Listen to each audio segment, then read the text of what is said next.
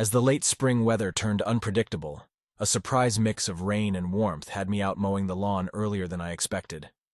Last year around this time, we had a snowstorm, so cutting the grass a bit early seemed a small price to pay to avoid dealing with snow later. With tax season finally behind me, it felt good to be outside. My backyard slopes down towards a small creek nestled in the woods, with the basement exposed at the back due to the raised front yard. I love how this setup allows me to store lawn equipment in the basement. After finishing the mowing, I was eager to shower, given my allergies to grass. Just as I reached the top of the stairs, I overheard my wife talking with her friend, which wasn't unusual, until I caught a bit of their conversation that made me pause before opening the door. My name is Michael Harper, though most folks just call me Mike. Back in school, I earned the nickname Chief after the character from Get Smart, even though that show aired long before my time. I graduated with a degree in accounting and quickly obtained my CPA certification. Today, I lead a team at a major accounting firm in New York City, specializing in forensic accounting to uncover fraud and money laundering. My work has even led me to consult for federal agencies. I met my wife, Jennifer, during our junior year at college. She was pursuing a degree in political science and business, with the goal of attending law school. Jennifer was tall and slim, with striking auburn hair that immediately caught my attention. Unfortunately, she didn't sit next to me in class, nor did she end up in any of my project groups.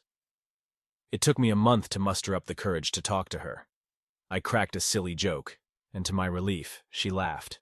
A real, hearty laugh, not just a polite chuckle. We started talking, and I asked if she'd like to grab coffee after class. "I've been hoping you'd ask me for weeks," she said with a smile. For the next 2 years of college, we were nearly inseparable. Our parents weren't thrilled at first when we decided to move in together during our senior year, but they eventually accepted it as they saw how committed we were.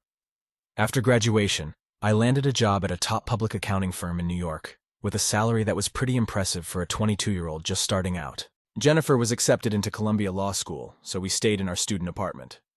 My firm offered to cover my MBA, so I took night classes. I used the subway for my daily commute, which made owning a car unnecessary and helped us save money. 3 years later, Jennifer graduated, and I proposed to her during a celebration dinner at a fancy restaurant in Midtown. We got married 6 months later. Jennifer took a job as a deputy district attorney in Westchester County, just north of the city. We bought a house in White Plains, close to the courthouse and the commuter rail line, which I took to work every day. Although the commute was over an hour each way, it was better than dealing with the chaos of city traffic. Jennifer and her mom picked out the house, a great starter home with 3 bedrooms. One room would be set up as an office, with 2 desks. One for me since I occasionally worked from home, and one for Jennifer's legal work. The second bedroom would be a guest room, and the third was our master bedroom. The house was also conveniently close to her parents' place, which Jennifer pointed out would be handy for babysitting when we had kids. As an only child, I had always wanted siblings. Jennifer and I had talked about having children since our junior year of college, and we decided to wait until she was settled in her career. Now that we were ready, we agreed just 2 nights ago to stop her birth control and start trying for a baby. I was happier than I had ever been, and that's when the sound I heard made my hand freeze on the doorknob. "Jennifer and I decided it's time for me to get pregnant," Jennifer exclaimed with excitement. Her friend, Laura Simmons, immediately reacted with an equally enthusiastic, high-pitched squeal that made me think of dolphins stranded on the beach, trying to rejoin the pod. Standing on the stairs, I couldn't help but smile at their enthusiasm, which matched my own joy at the thought of becoming a father. Just as I reached for the doorknob again, a question made my smile vanish and stole away my happiness. "That's fantastic, Jen," Laura said. "But what about Charles?" "Shh," Jennifer whispered urgently. "Mike is outside mowing the lawn." There was a brief pause, and I could almost picture her scanning the area, waiting for me to appear. Then she continued speaking. "I've already told Charles that I'm ending things with him. He was okay with it. With Davidson stepping down from the state senate, Charles thinks he actually has a shot at the seat. Being caught having an affair with a married colleague would definitely hurt his chances." Just like that, 3 sentences shattered my world. Charles was Jennifer's boss at the DA's office, a widower in his late 40s. He had lost his wife to cancer, leaving him to raise their daughter alone. Charles was deeply involved in local politics, and Jennifer had often shared stories about his political maneuvers aimed at advancing his career. Now I realized how my wife had access to all that behind-the-scenes information. "Really?" Laura asked, her voice laced with curiosity. "Just quitting cold turkey? You've been involved with him for 6 months and now you're just going to walk away? Her teasing tone made me want to lash out at her. I had known Laura since college, and even though she was now Jennifer's best friend, I had always thought she was still my friend too. It turns out I was wrong. Stop it, Jennifer said, laughing. You're so naughty. Charles was a great lover, but it was just a bit of fun. I love Mike, but Charles only used me for power and influence. There was no love, just raw desire. Now that Mike and I are planning a baby, I don't want any complications. I love Mike, and I'm committed to being a good and faithful wife and mother. I wondered how many more cliches I was going to have to endure. Finding a strange car in the driveway and discovering them in bed together would complete the nightmare. The urge to burst into the room and scream, or to destroy everything in sight, was overwhelming, but my body felt paralyzed, stunned. I was unable to move, and my heartbeat thudded in my ears. So, quitting completely? Laura nudged. Jennifer responded with another giggle. Not exactly cold turkey, she confessed. I have a conference with Charles in Boston next week. We'll have our final fling there. I'll miss the excitement, but Mike and the baby are more important. I couldn't handle it any longer, but I didn't know what to do next. Loving Jennifer was tearing me apart. My instincts as an accountant kicked in, and I realized I needed to step back and plan my next move. Making a loud noise on the stairs, I acted as if I was just coming up. When I opened the door and entered the kitchen, Jennifer and Laura were sitting there with their teacups. Was there a hint of guilt on Jennifer's face? Are you okay, honey? She asked, her voice filled with concern. It dawned on me that my cheeks were wet with tears. Allergies, I muttered. Spring's going to be rough. Go upstairs and take a shower, she said. Just leave your clothes outside the bathroom and I'll wash them right away so they don't mess up your closet. I bought you a new box of antihistamines last week, and it's in the medicine cabinet. Thanks, I said as I headed for the stairs. I needed some time to think. The next morning was Monday, and I took advantage of an early meeting to slip out of the house before Jennifer woke up. The night before, I had used my allergies as an excuse to go to bed early, overwhelmed by my emotions. As I rode the train, I couldn't stop thinking about what I had overheard. On one hand, my wife had been unfaithful, but she claimed she was ending it to stay with me and have our child. Some might say I should accept that, and be thankful she was returning to our marriage with the intention of being a good wife and mother. However, a voice in my head questioned whether she might do it again in the future. Would she have another affair once the kids were in school? If that happened, a divorce would involve the kids, and Jennifer would likely get custody while I'd face hefty alimony and child support payments. As an accountant and business analyst, I was trained to think about risk and reward. This situation was no different. My trust in her was shattered. The excuse of just a fling overlooked the core issue. It was the utter lack of respect shown to the partner. If the cheater truly didn't think their actions would hurt the other person, they'd be open about it, and I would have known all along. Don't get me wrong, I wouldn't have accepted her being with Charles, but at least if she had talked to me about it, some respect would have been shown. Jennifer's behavior demonstrated just how little she truly respected me. I went through my workday, but my mind was preoccupied with what to do next. Without solid evidence beyond the conversation I overheard, I hadn't noticed any signs of the affair over the past 6 months. Confronting Jennifer directly without proof seemed risky and unlikely to yield any reward. She would deny it, and Charles would deny it.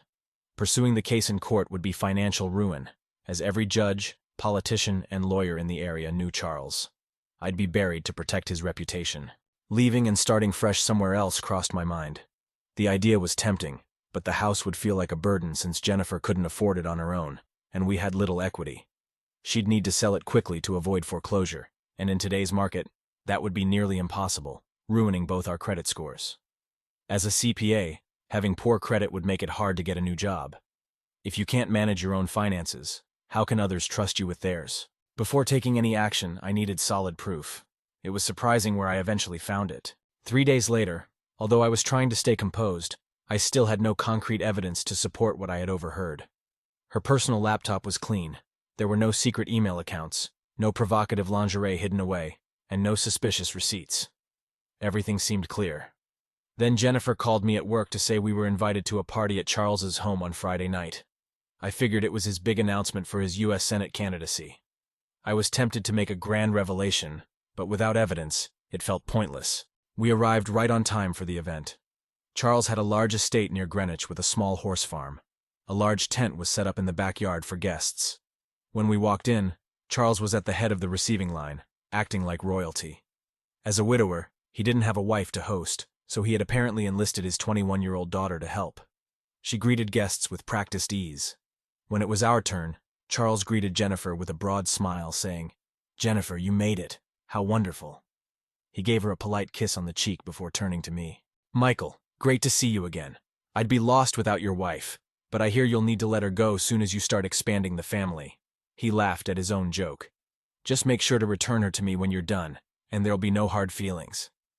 Another laugh followed while Jennifer blushed slightly. I was seething inside. His smug comment clearly had an underlying meaning that he thought I missed. "I'm not sure what the future holds," I replied in a flat, neutral tone, lacking any warmth. It was similar to how I would report audit results. Professional, but detached. Charles actually turned pale, and Jennifer nudged me, whispering about my rudeness. He then smoothly moved on to the next guest, leaving us with his daughter. Though I was still boiling inside, I couldn't help but notice that Charles's daughter was stunning. Her dark red hair and radiant smile reminded me of a young Deborah Kerr. While Jennifer resembled a delicate ballerina, the daughter looked like she should be on a magazine cover. With her striking looks, athletic figure, and flawless skin, she was every photographer's dream. Charles had crafted the ideal political family. He appeared to be the quintessential wise statesman and family man. The death of his wife from cancer had made her the perfect martyr. Attacking her would be political suicide. His daughter, the perfect princess, was a senior at Columbia, majoring in business and pre-law. She had been a gymnast and was now a member of the university's cheerleading squad. According to Jennifer, she planned to audition for the Jets' cheerleading squad at their next open call, now that she was 21. With a saintly deceased wife and a beautiful, smart, photogenic daughter, Charles was set to win over the press. "Michael!" she exclaimed, hugging me warmly. This was more than a polite party hug. It was a genuine, enthusiastic embrace, her body pressed against mine in a surprisingly pleasant way. "You look fantastic. No wonder Jennifer keeps you hidden away. You never come to our parties. You should take it easier. Working too much isn't good for you." She managed to say all that in one breath. My anger shifted to complete shock instantly. I made a few polite comments about how great she looked and tried to move away, but then I realized two things. First, she hadn't greeted Jennifer. Second, what parties was she talking about? Jennifer didn't give me a chance to ask as she quickly jumped in with her own greeting. We had no choice but to let the next guests take their turn in line. As Jennifer and I moved through the crowd, I couldn't help but wonder what the daughter knew. After getting a drink for Jennifer, I asked, "What was Charles's daughter talking about with all these parties?" Jennifer just gave a dismissive smile and snorted. "Oh, she's just being a little brat. Charles sometimes holds team meetings and strategy sessions here. He says he thinks better with a drink in hand, and you never know who might be nearby at a bar. She's been around a few times when we've met here, and don't tell anyone. But Charles let her have drinks at home even before she turned 21. That explained where it was happening. The jerk was having an affair with my wife right here at his house, under the guise of team meetings. They might even have real meetings where Jennifer stayed until the end. Or maybe she left early and came back after everyone else had gone. That way, a team of lawyers would be less likely to question why Jennifer stayed behind to help the boss clean up. With his wife gone and his daughter in college, he had no need for a discreet hotel room, hence no records of their rendezvous. "Does his daughter attend these team meetings?" I asked. Jennifer brushed off the question. "No. She's just been home a few times when her classes were canceled. She's only teasing her dad about having parties during work hours." She pulled on my arm. "Come on, love. Let me get you a drink." For the next hour, Jennifer stayed close to me, never more than a foot away. We chatted with several of her colleagues, and a few mentioned our plans to start a family. They expressed their sadness about losing Jennifer for a while, but were excited for us. Honestly, it felt a bit awkward. Why did so many people know about our plans? An hour later, Charles called for everyone's attention. Standing beside him with a smile was his daughter. He began by thanking everyone for attending, and then moved into his major campaign announcement. Even though it was expected, everyone acted enthusiastic. I noticed the local newspaper's publisher and one of his reporters taking notes nearby. It was clear this would be a major story in tomorrow's edition. I won't drag you through the rest of the party details. It could have been a pleasant evening if my heart wasn't in pieces and my mind wasn't racing, trying to find proof of what I'd heard. About 90 minutes after the big announcement, Margaret Hamilton, the first assistant district attorney, came over to say that Charles wanted to meet with his staff. Margaret, who ran the office while Charles was the elected official, was the real powerhouse there. The DA changed every 4 years, but Margaret was a constant presence, known for her toughness as well as her honesty and integrity. She was highly respected in the legal field. Jennifer took the job partly because of Margaret. I liked her too. Margaret had been married for over 30 years to a contractor who supported her through college and now ran a successful construction business. Their devotion to each other always seemed like a model for Jennifer and me. "Sorry to take your wife away, Mike," Margaret said. "Charles wants to go over office organization after he's done with his campaigning." Then they both left. I moved away from a small group of spouses who were left behind for the meeting and headed to the far side of the large pool, away from the party's patio. There was a wicker swing chair hanging from chains, partially in the shadows. It was visible enough that people could see me if they looked, but not so obvious that I'd stand out. It was an ideal spot for me to gather my thoughts. Less than 5 minutes after I sat down, a voice broke the silence. "So this is where you're hiding," a soft voice said. Looking up, I saw Charles's daughter sliding into the wicker swing beside me. She positioned herself facing me slightly without me needing to say anything. Her little black dress clung to her tanned thighs, subtly highlighting her figure without giving too much away. It was both alluring and innocent. The fact that I noticed this, almost like an observer, spoke volumes about my state of mind. "You seem like you're carrying a huge burden," she said. Talking about my problems with my wife's lover's daughter was the last thing I wanted, no matter how attractive she was. "We've just had a lot of audits at the office," I said, hoping to end the conversation. "Really?" she responded, showing genuine interest. "I just finished my last accounting course at school. We spent quite a few classes discussing forensic accounting and its role in law enforcement. I found it really intriguing. That caught me off guard, even in my current state." "Seriously?" I asked, not quite believing it. "It's not exactly glamorous," she said, "but it's like detective work. You sift through a huge amount of information to find the right pieces, and then piece them together to see the full picture. It's even more challenging when people try to hide the information." "Most people don't see it that way," I agreed. She went into great detail about what she had learned and why she found it so interesting. I was actually impressed. I've seen interns at the firm who couldn't explain the topic as well. Focusing on her words helped me push aside my anger and her looks, allowing me to slip into a mentoring role. It provided a bit of relief from my emotional distress. "You really did enjoy the class," I said. "You have a great understanding of the subject." She blushed at the compliment. For a moment, the glamorous image faded, and I saw a genuinely touched young woman. "I've thought about joining the FBI after I graduate," she shared. "Dad wants me to either become a prosecutor or work at one of his friend's law firms, but I'm not sure that's what I want. You should pursue your own goals rather than just following your father's path." I meant it sincerely, even though I wouldn't mind disrupting that guy's plans. I've collaborated with the FBI when audits revealed criminal activity. They're sharp professionals. Before she could respond, Jennifer emerged from the shadows. "So, this is where you've been hiding. You weren't up to any mischief, were you?" she asked playfully. Charles's daughter faced my wife with a bright smile. "We were just discussing Mike's job. I recently studied it in class and wanted to hear from an expert." "Mike is definitely that," Jennifer said proudly. "I once read an audit report where an employee was embezzling funds using his boss's login. Mike figured out that the transfers happened while the boss was away on a trip, but the logins were from the corporate office. Most people would have stopped there, but Mike dug deeper. I could have secured a conviction on that employee my first day out of law school.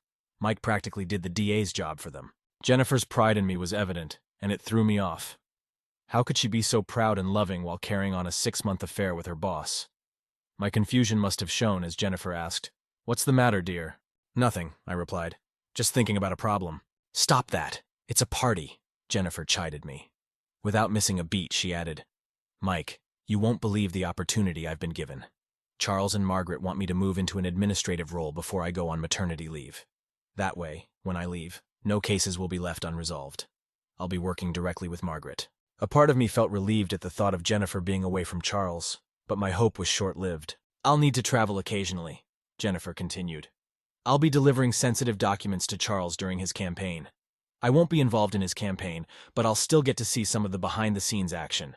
It's going to be so exciting." I felt my heart break all over again. Even though Jennifer said she was ending her affair to focus on having a baby, I could easily see her slipping back into the affair once she got involved in the campaign. And if she did get pregnant, how could I be sure it was mine? Charles was about my height and looked similar to me. Without a DNA test, it would be nearly impossible to tell. My anger started to build up, but I forced myself to stay calm. This wasn't the moment to lose control. Charles's daughter and Jennifer started chatting about her new role in the campaign. They quickly got absorbed in their discussion, and I was left out. I used the chance to pull myself together. After tonight, I would begin making a plan. I needed a way to combat Charles's political influence, but honestly, I had no idea how to start. 2 days later, the solution walked into my office. "Your 4 o'clock appointment is here," my assistant announced through the open door. "We're not allowed to call them secretaries anymore." I checked my Outlook calendar and didn't see any appointments scheduled. Before I could respond, she walked in, Charles's daughter. "Hi, Mike," she said as she entered. Her long, dark red hair cascaded down her shoulder. She wore a light sundress that highlighted her beautiful legs and sandals with straps that wrapped almost up to her knees. Her chest was modestly covered, with no cleavage visible, but the fabric hugged her suggestively. The dress was held up by 2 thin straps, leaving her arms bare. I was at a loss for words as I watched her walk in. "I hope this isn't a problem," she said as she shut the office door behind her. "I told Mary we were meeting to talk about my career and how Jennifer works for my dad." I stood up politely. "It's good to see you. I was just working on some reports." I pointed to the chairs in front of my desk. After she sat down, I took my seat. "What would you like to discuss?" Her cheerful expression quickly faded. "I think you already know, Mike. I saw your reaction when you spoke with my dad. I'm really sorry he's causing you trouble." I was taken aback. This wasn't what I expected at all. "What are you talking about?" I asked carefully. She looked troubled. "It's about my father having an affair with your wife." I slumped back in my chair, shocked by her directness. "Did you just find out?" she asked softly. I nodded. "I'm sorry." When did you find out?" I inquired. "About 3 months ago," she said. "I'm not sure when it started, but I discovered it in February. I went home early one Friday and found them having one of their meetings at our house. I was supposed to have a late lunch with a high school friend, so I just dropped by to say hello and leave. Dad asked when I'd be back, and I said after dinner. Then my friend got sick and couldn't come, so I picked up some lunch and went back home. That's when I saw my dad and Jennifer being intimate in our hot tub. I took photos, including some of them running back into the house without clothes. There was a foot of snow outside, too. "You took pictures of your dad being intimate?" I asked, astonished. I also wondered if I could get copies of those photos.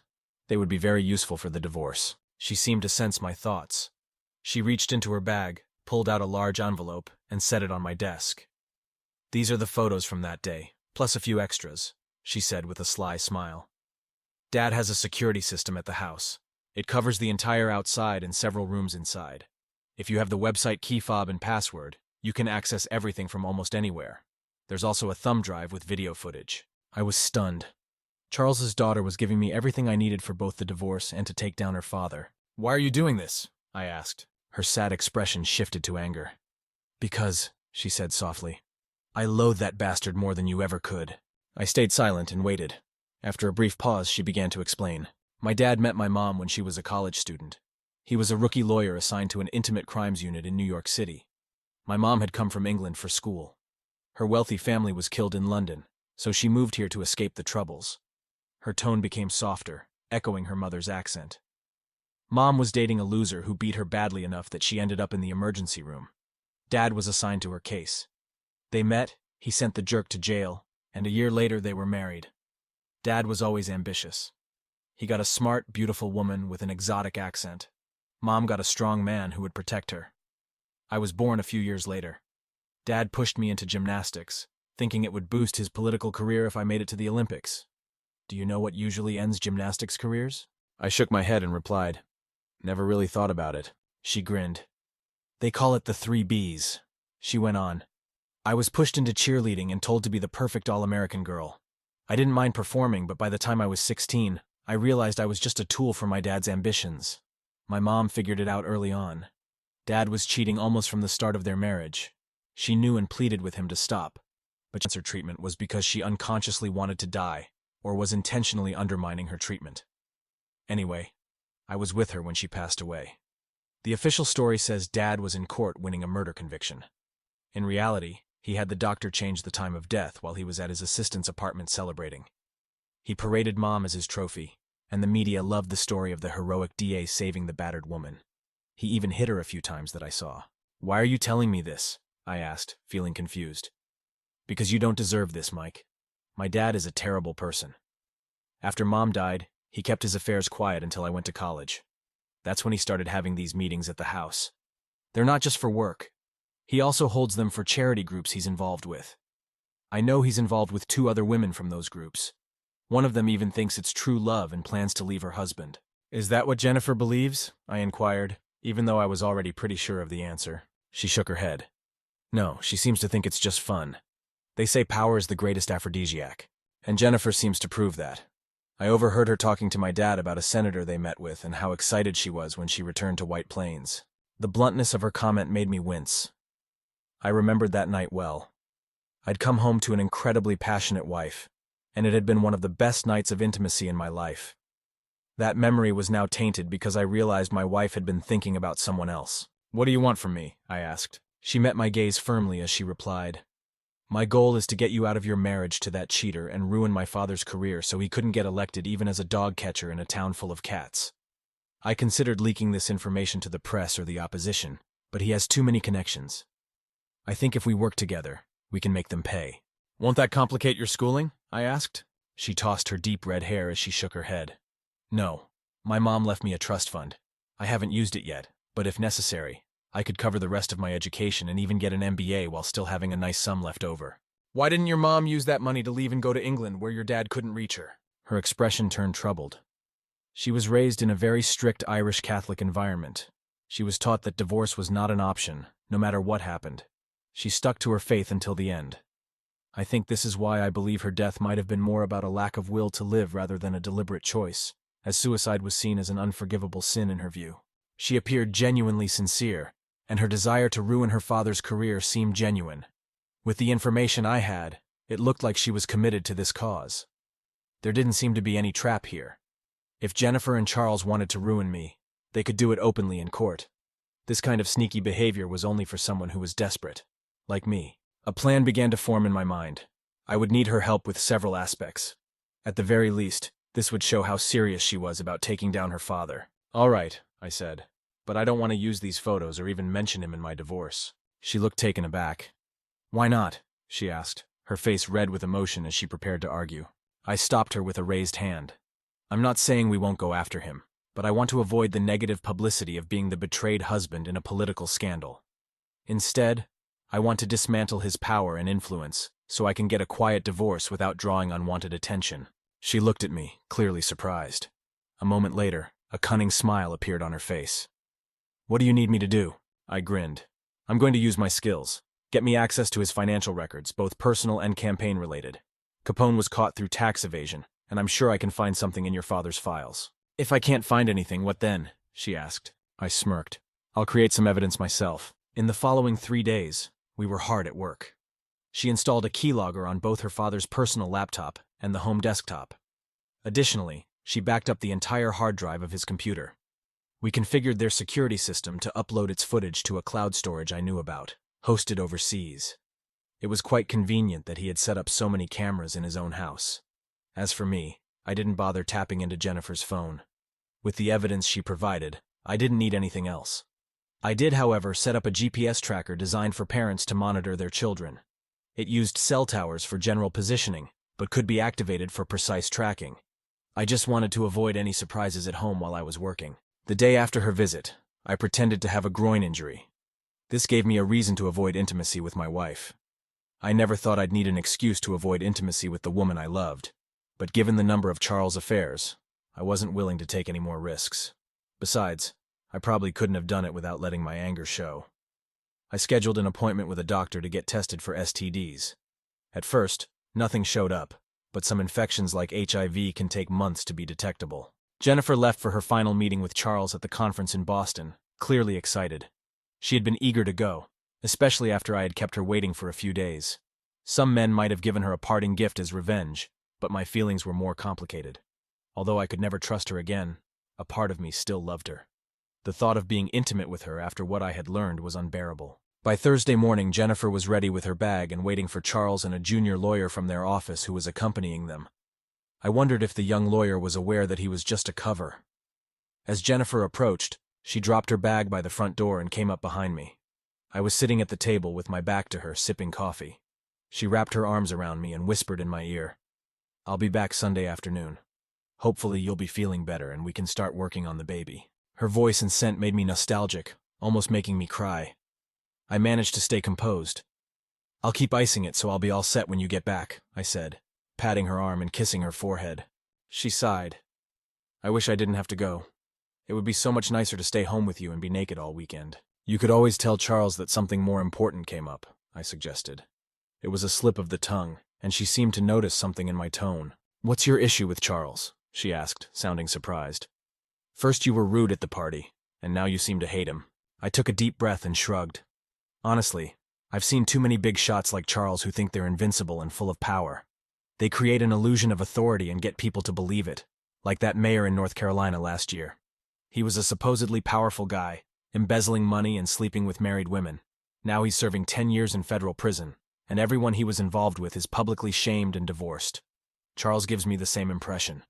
If he makes it to Washington, he'll be involved with clueless interns within a week, but eventually, his facade will crumble, and everyone around him will get caught in the mess.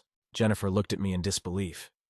Although she had heard me rant about shady characters before, I had never connected Charles to them.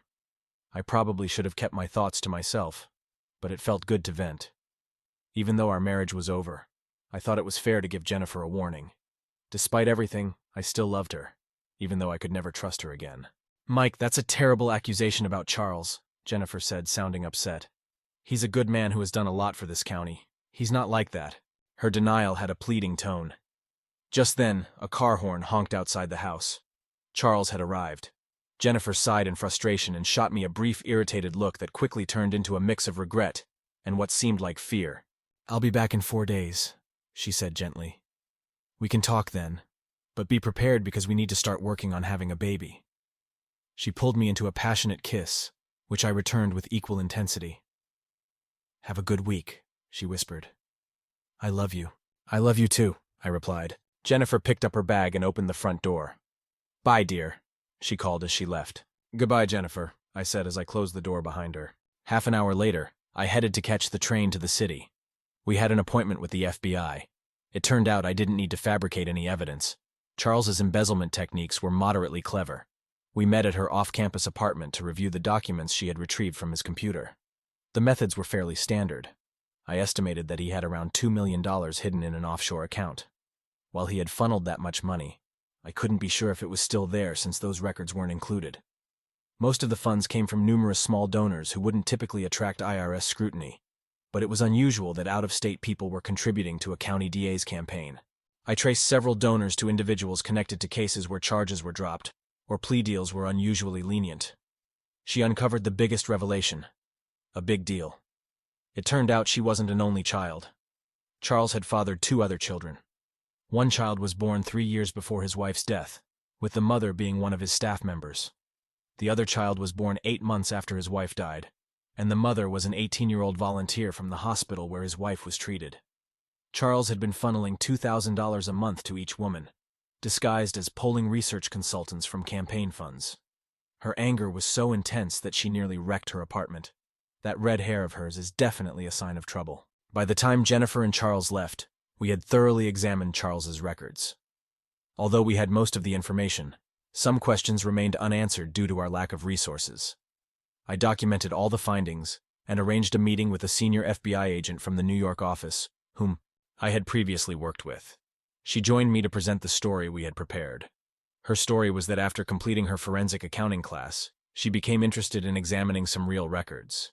She decided to review her father's records out of innocent curiosity. When she noticed some irregularities, she reached out to me because my wife worked for her father and she knew of my expertise. Gary, the FBI agent, was a seasoned professional who suspected there was more to the story but didn't press us because we had essentially handed him a prime case, a corrupt DA in his own district. A corrupt DA who was running for the Senate. It was a case that could make his career. Falling into his lap like a gift from above, we took a cab back to her apartment since she had a late afternoon class, while I walked to Grand Central Station to catch my train home. I was considering packing up and leaving before Jennifer returned. Gary assured me that he would expedite the case and aim to subpoena Charles's records by Wednesday. Once the investigation became known, it wouldn't be long before Charles realized how fragile his power was when everyone started abandoning him. Jennifer called me while I was on the train home. She explained she was calling early because they had a big dinner planned, and she wouldn't be back to her room until very late. I had no doubt she actually had no intention of returning to her room that night. I responded with some vague comments saying it was fine. She noticed my distracted tone and asked what was wrong. I just had a meeting with some FBI agents about a case, I said. I'm on the train right now, and since the investigation is ongoing, I can't discuss it. That was all true. It seems like it really affected you, Jennifer said with concern in her voice. Yeah, it's going to be a messy situation. It'll probably make national news when everything comes out, I explained. Really? Jennifer asked, sounding curious. Can't you give me a hint? I couldn't resist. Corrupt politician, bribes, money laundering, scandals, marital affairs, and kids involved. Just typical summer novel stuff, I replied. Is it someone I know? She asked. I grimaced. I've already said too much. The Bureau would be upset if I revealed anything else, I said. Oh, you're no fun, Jennifer pouted. Don't worry, your secret is safe with me. After saying our goodbyes, she hung up. When I got home, the reality of my situation hit me hard. My marriage was over. We'd been together for 10 years, both dating and married. I never expected to be single again, but now that was my reality. I ended up sitting on the couch, watching as the sun set. It felt like I was observing my life slipping away. I sat there, unmoving, for hours after the sun had disappeared. By noon on Saturday, I finally emerged from my self-pity. Although I felt I deserved a bit of indulgence, I knew I needed to move on. Ironically, while I was mowing the lawn, a BMW convertible pulled into my driveway. I stopped the mower and watched as she got out. The first thing I noticed was her long, pale legs swinging out of the driver's side.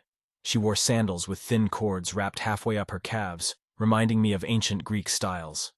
As she stepped out, her sculpted legs flexed, showing off the strength beneath her firm skin. Sticking with the Greek theme, she had on a pure white dress that resembled a toga, stopping mid-thigh with 2 inches of lace at the bottom, giving glimpses of her upper thighs. The dress, made of a light, silky material, clung to her curves and was slightly see-through. A top was visible through the dress. Her bare arms, marked with light freckles, were exposed, and the dress draped over one shoulder, leaving the other bare. Her long red hair flowed in waves over her shoulders, yet it was her gray-green eyes and her smile that truly caught my attention as she came closer. I turned off the engine and greeted her. You look better than I expected, she remarked. I thought I might have to drag you out of a bottle or off a ledge. I snorted, recalling the dark thoughts I'd had the previous night. It needed to be done, I replied, and it keeps me occupied. Not meeting with a lawyer? She inquired. I shrugged. I met with one Tuesday before they even left. The paperwork will be ready by Monday. I set up an audit in Dallas and plan to leave Tuesday. Typically, this kind of assignment takes 3 days of travel, followed by remote work until the report is done. For this one, though, I'll stay there for the full 3 weeks. I shrugged again. It might be the easy way out, but I'd rather not be here when everything falls apart. Her expression showed she understood, recognizing that this situation would also draw attention to her as the bastard's daughter. I'm glad you're planning ahead, she said with a smile. I've noticed that's something you're good at. That smile appeared again. Now I can make my own plans. Here's my plan, she declared. I'll help you wrap up your work here, and then you'll come over to my place. We're going to have a great time, and you can check me out as much as you want. I've got a swimsuit that you're going to love. Her enthusiasm was so high it could have revived the dead. I tried to push back. I'm still married, I said, and I'm not ready to dive into anything right now. You need to blow off some steam before you blow up, she countered with a seductive smile. Besides, you know the saying, what's good for the goose is good for the gander. Her look was a mix of playful, mischievous, and sincere, making me chuckle. In a twist of fate that felt straight out of a novel, we ran into Laura after finishing my yard work. I cleaned up, and she and I went out for a late lunch at a nice restaurant.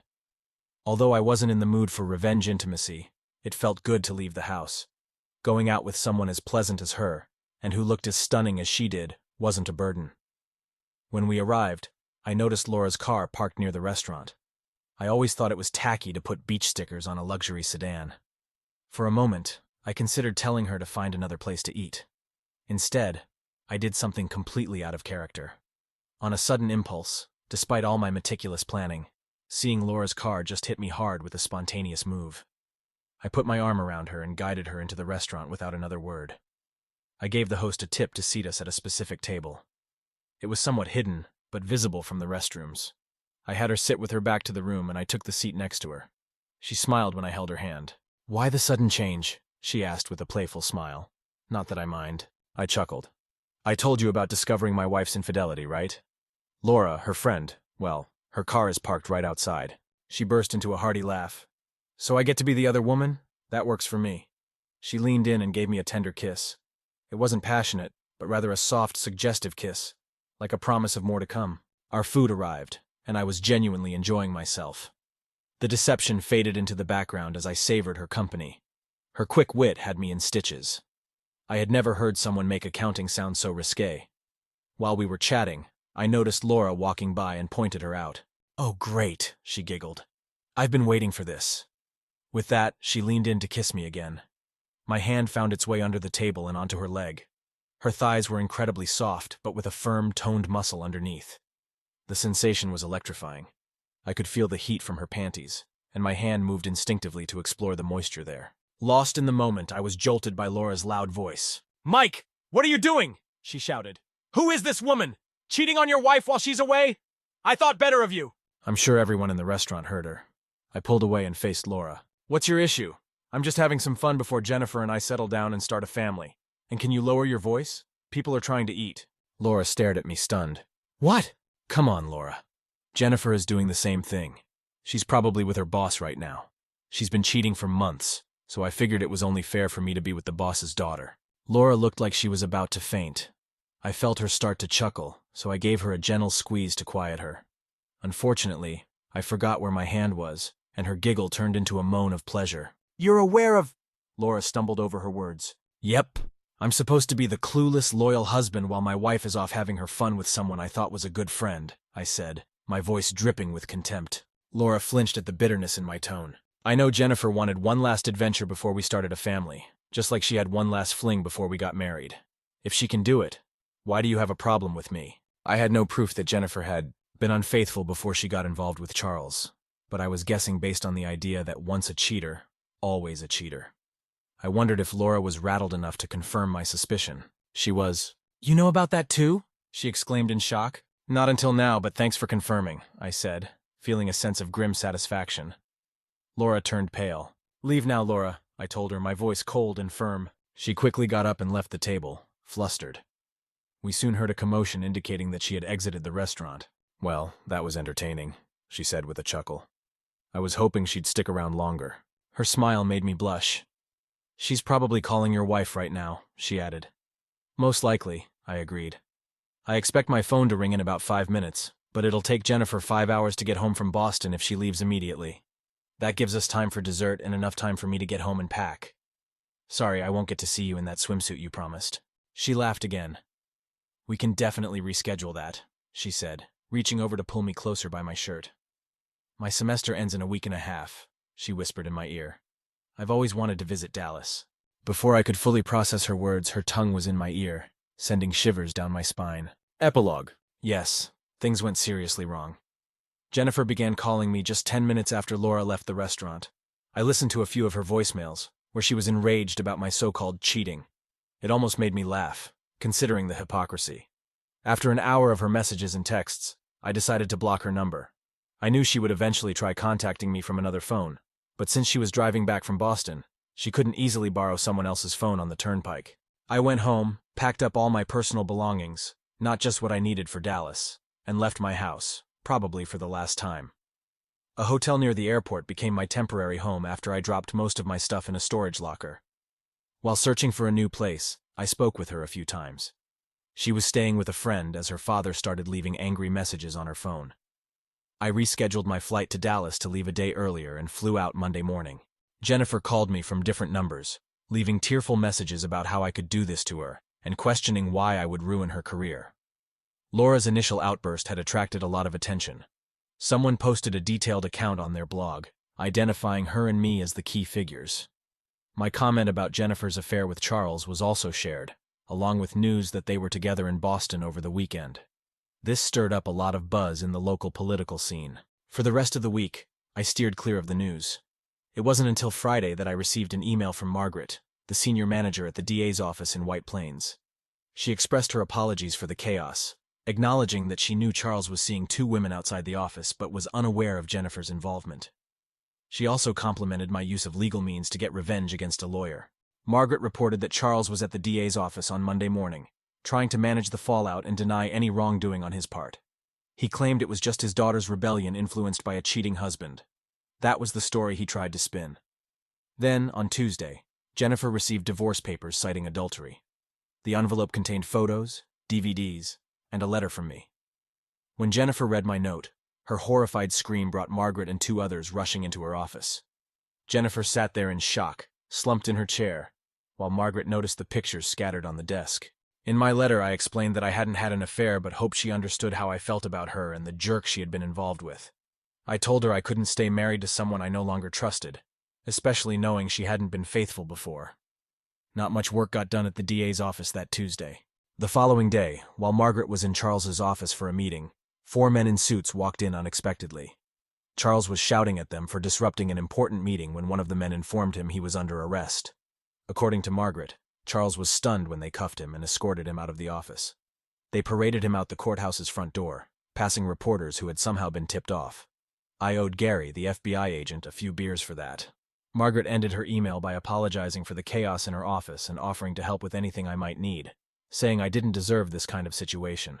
While some of her message was probably to manage the fallout, I believed Margaret was being the principled professional person I always thought she was. My plans for a quiet divorce were ruined by my own reckless, impulsive act with Laura at the restaurant. The New York news stations quickly picked up on Charles's arrest and the charges against him. As I told Jennifer, this had all the elements of a summer novel: infidelity, betrayal, revenge, and way too much drama. The media loved it, and it was swiftly picked up by the 24-hour news networks. Since I was out of town, I managed to avoid the worst of the media frenzy. They hadn't tracked me down yet, as I had booked a second hotel room 10 miles away from the one listed on my work itinerary. Even though I had checked into this new place, reporters were still camped out, trying to catch me. I saw on TV that they were stationed outside my house, but since Jennifer wasn't coming out, they only managed to get footage of my in-laws coming and going. She had the toughest time as the daughter who turned in her own father.